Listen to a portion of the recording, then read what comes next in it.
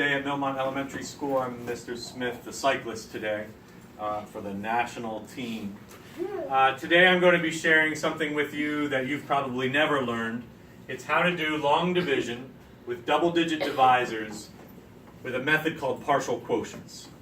It's a method that I really like because it helps students make estimates of their answers very, very quickly. And the multiplication is really, really easy because it has a lot of multiples of 10 in it. So the first difference you'll see is this long line that goes down the right-hand side here.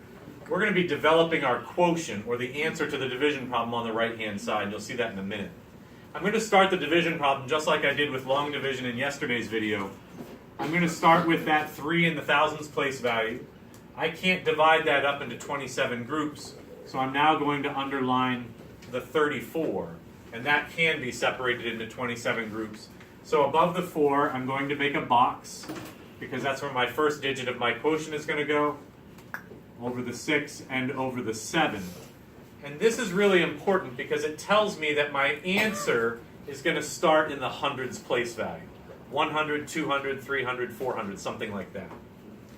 So what I'm going to do in the partial quotients method is I'm going to take groups of 27 away from this, and I'm just going to keep doing that until I can't take groups of 27 away anymore. So I'm going to start off with a group of, since I know it's going to be 100 or 200 or 300, I'm just going to start off right with a group of 127s. I know that 27 times 1 is 27, with 2 zeros is 2,700. And now I'm going to just take that away and see what's left over. So I have 7 here, I have 6 here. I can't take 7 away from that, so I'm going to regroup. Add 10 to the 4 to get 14. 14 take away 7 is 7. So now I have a quotient of 100 as my estimate, and that's another reason I like this method. It gives me an estimate right from the beginning. And now I have a remainder of 767, and I need to take more of that away. Well, I'm going to try, I can't take another group of 100, that's way too much. So I'm going to try 10 groups of 27. Well, 27 times 1 is 27 with a 0 is 270. I'll subtract to find my remainder again. 7 minus 0 is 7. I can't take 7 away from 6, so I regroup. Adding 10 to the 6 to get 16. 16 take away 7 is 9. 6 minus 2 is 4. Now, I could take another, so again, now my quotient is 110 with a remainder of 497. I can take more groups of 27 away. I could take another group of 10, but I'm wondering if I could get even closer than that. So I'm going to try 27 times 20, which is really the same thing as 27 times 2, and then multiplying that by 10. Well, 27 times 2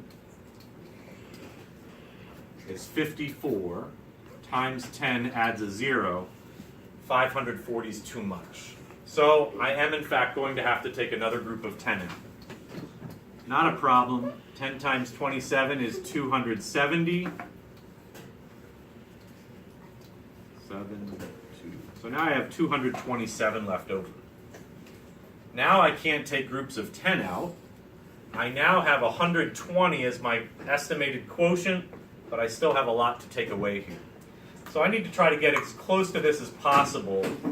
I'm going to try 27 times 8. And again, this is just a guessing kind of thing, trying to get as close as possible to that remainder as possible. 7 times 8 is 56. 8 times 2 is 16, plus 5 is 216. Wow, that got me real close. I got lucky on that one. So I'm going to put times 8 down here. 27 times 8 is 216. I can take that away. 7 minus 6 is 1. 2 minus 1 is 1. 2 minus 2 is 0. My remainder is now 11. I can't take a group of 27 away from that. This is now my remainder, and I combine all of these to get my quotient. 100 plus 10 is 110. plus 10 is 120, plus 8 is 128, with a remainder of 11.